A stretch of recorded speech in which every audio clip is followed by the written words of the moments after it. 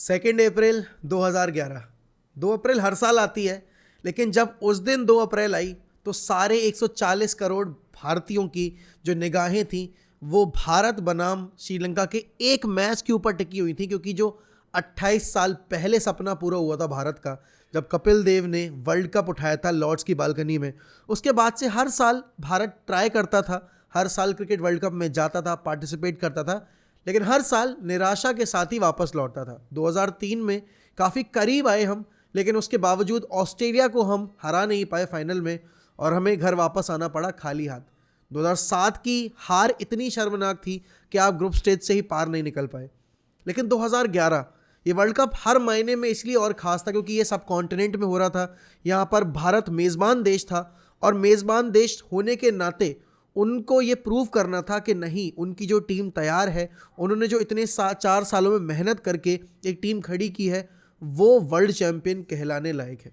शुरुआत अच्छी हुई थी, बांग्लादेश को हराया था और उसके बीच में फिर 2 गेम्स ऐसे आए जहां पर सबको थोड़ा सा शक हुआ कि क्या ये टीम तैयार है, क्या ये टीम वाकई में वर्ल्ड कप जीतने लायक स्क्वाड के साथ गई है।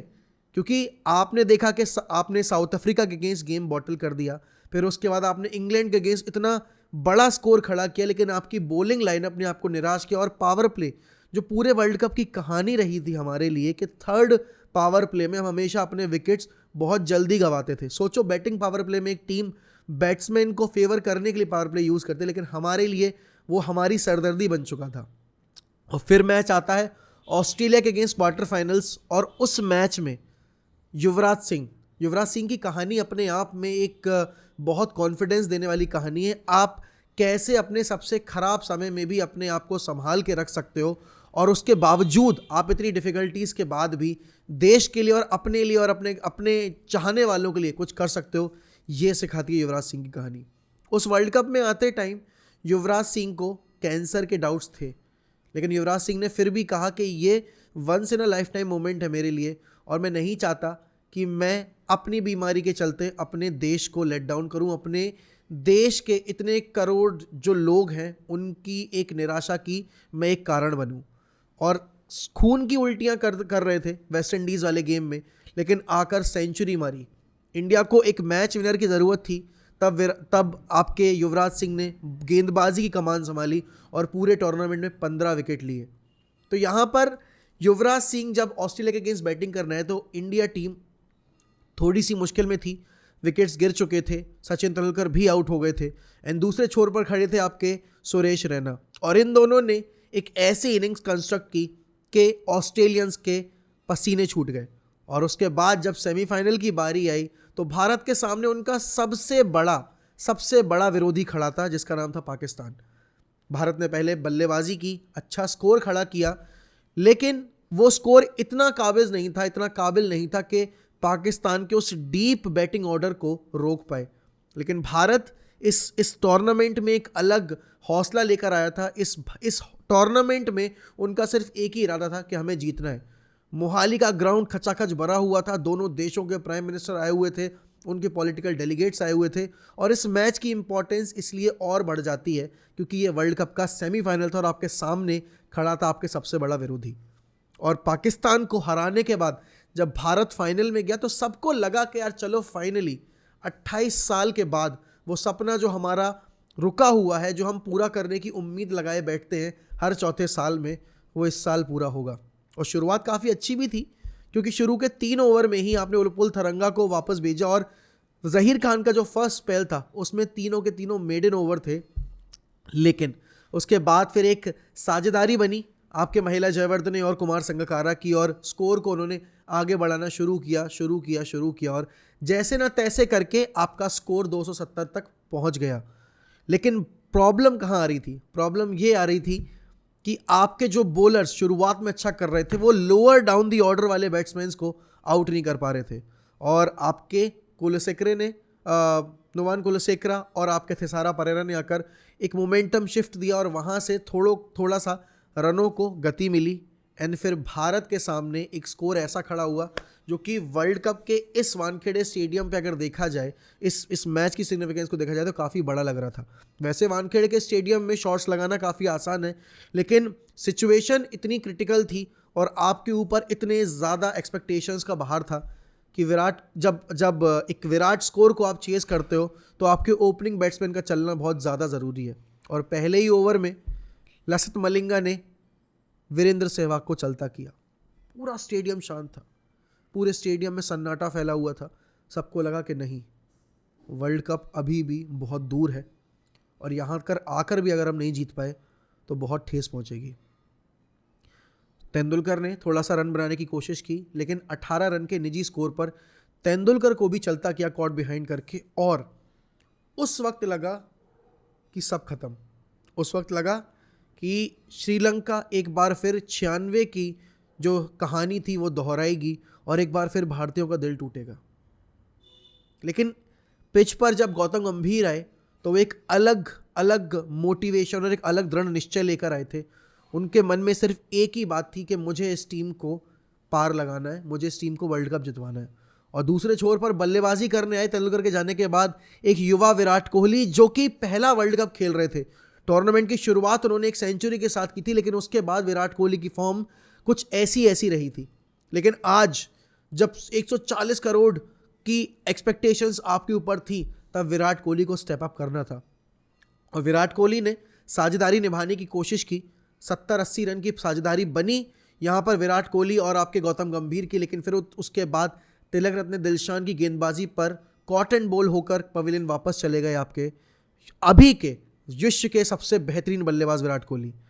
लेकिन उस वक्त भी गौतम गंभीर ने एक छोर संभाल रखा था। और उस पूरे वर्ल्ड कप की एक कहानी रही थी कि टीम इंडिया भले ही अच्छा कर रही थी, टीम इंडिया के बल्लेबाज भले ही अच्छा कर रहे थे, लेकिन उनके कप्तान महेंद्र सिंह धोनी खासा निराश करके गए थे पूरे टूर्नामेंट में सारे देशवासियों को। और उनके खुद का फैन बेस जो इतना काफ़ी बड़ा है, जो उनसे इतना प्यार करता है, उनकी उम्मीदें लगी हुई थी कि क्या महेंद्र सिंह धोनी कुछ करेंगे। और टू एवरीवन सरप्राइज, धोनी ने उस मैच में एक ऐसा डिसीजन लिया जो कि किसी ने एक्सपेक्ट नहीं किया था। युवराज सिंह को कहा कि मैं जाऊंगा तुमसे आगे बैटिंग करने, और वो डिसीजन भारत का जो भविष्य था वो बदलने वाला था। भारत का तो जो इतिहास था वो बदलने वाला था।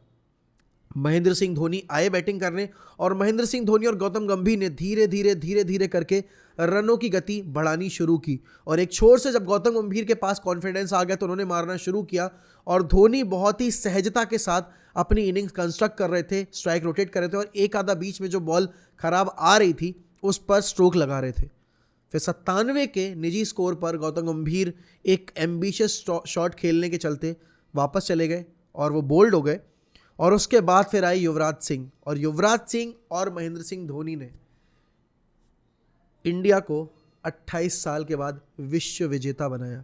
अब वैसे तो हर साल आती है 2 अप्रैल, हर साल हम इस दिन को याद कर लेते हैं, लेकिन इस साल इस दिन की सिग्निफिकेंस इसलिए ज़्यादा और बड़ी है क्योंकि इस साल वापस से जो विश्व कप है वो भारत में होने वाला है। अभी आईपीएल चल रहा है, आईपीएल के तुरंत बाद आपकी वर्ल्ड कप की तैयारियां शुरू हो जाएंगी, और मेज़बान देश भारत होने के नाते और 2011 की उस वर्ल्ड कप सक्सेस के बाद भारत 2 बारी बहुत करीब आया है वर्ल्ड कप जीतने के, लेकिन दोनों बारी वो अपने आप को नहीं पहुंचा पाए फाइनल में।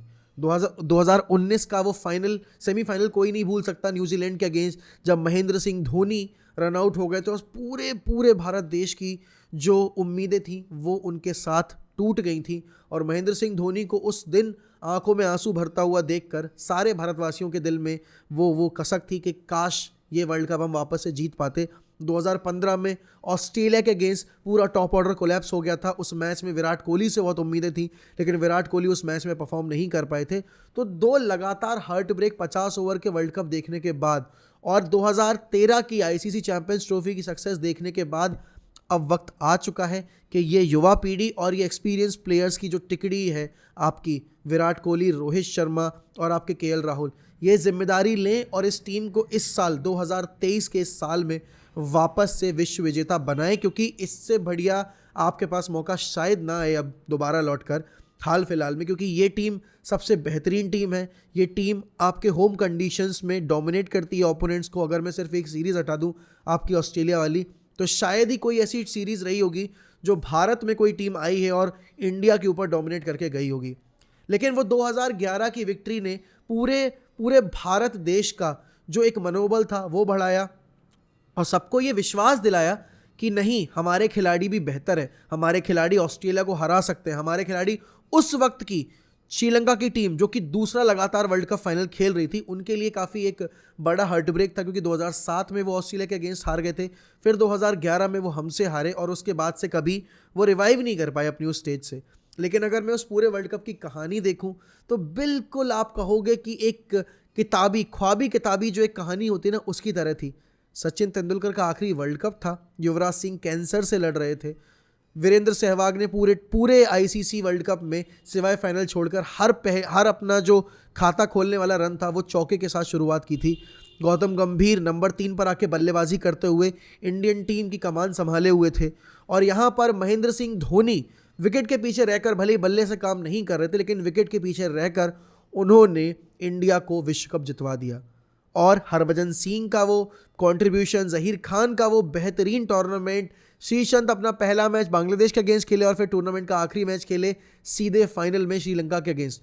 तो हर एक प्लेयर का अपना कंट्रीब्यूशन था, मुनाफ पटेल का अपना कंट्रीब्यूशन था, यूसुफ पठान का अपना कंट्रीब्यूशन था, और बीच में कुछ गेम्स ऐसे भी आए जहां लगा कि नहीं यार ये टीम तैयार नहीं है। और खासकर वो गेम था इंग्लैंड वाला, जहां पर इंडिया को इतना बेहतरीन स्टार्ट मिला था, लेकिन उसके बावजूद वो गेम हम ड्रॉ करा गए थे। लेकिन उस मैच में कमबैक स्पेल जो था आपके जहीर खान का, जिसमें एंड्रू स्ट्रॉस को उन्होंने प्लम्ब LBW किया था, वो मैच सबसे ज़्यादा एक्साइटिंग मैच था। और बड़े मैचेस की अगर मैं बात करूं तो पाकिस्तान के अगेंस्ट वाला मैच और ऑस्ट्रेलिया के अगेंस्ट वाला मैच आप कैसे भूल सकते हो। सुरेश रैना का कंट्रीब्यूशन उस पूरे टूर्नामेंट में। लेकिन जो कुछ भी युवराज सिंह ने उस 2011 के वर्ल्ड कप में किया वो कभी नहीं भूला जा सकता। अपनी ज़िंदगी को दांव पे लगाकर विश्व कप जिताना, अपने इतने सारे लोगों का अपने उसके विश्वास पे खरा उतरना। और एक कहानी ये भी थी कि सचिन तेंदुलकर का अपना आखिरी वर्ल्ड कप था, पूरी टीम सचिन को वर्ल्ड कप जिताने के लिए खेल रही थी और वो सपना पूरा हुआ। सचिन को पूरे ग्राउंड पर कंधे पे बिठाकर धोनी और आपके विराट कोहली ने धन्यवाद किया और क्राउड ने सचिन सचिन के चैंट लगाए। 28 साल के बाद सारी रोडों पर सेलिब्रेशन चल रहा था। बहुत छोटा था मैं, 17 साल का था उस वक्त में, और मैं अपने कॉलेज के 11th में था, स्कूल के 11th में था, 11th क्लास में था। मुझे याद है कि मैं रो रहा था, मैं फफक फफक के रो रहा था, क्योंकि आपके लिए क्रिकेट क्या है, क्रिकेट एक धर्म है और क्रिकेटर्स आपके लिए भगवान है। इंडिया की एक कहानी है। अगर इस देश में एक चीज़ है जो पूरे देश को एकजुट करके रखती है तो वो है क्रिकेट। शायद ही कोई ऐसा खेल होगा जो कि भारतीयों को इतना ज़्यादा रास आया होगा। फुटबॉल की एक लहर ज़रूर चल रही है, लेकिन क्रिकेट आज भी हर भारतीय की धड़कन बना हुआ है।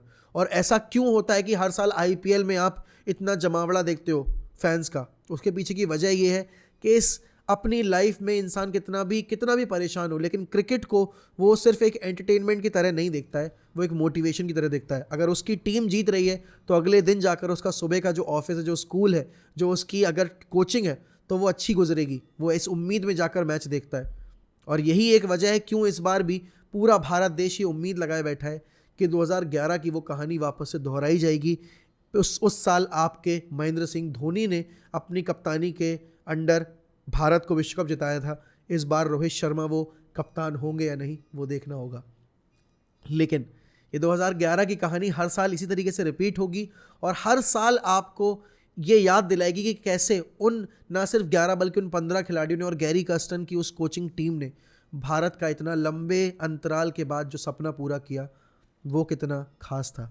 और 2003 की जो हार्ट ब्रेक थी, 2007 का जो शर्मनाक हमारा परफॉर्मेंस था, उसके बाद उस 2011 की विक्ट्री की इंपॉर्टेंस कितनी ज़्यादा थी।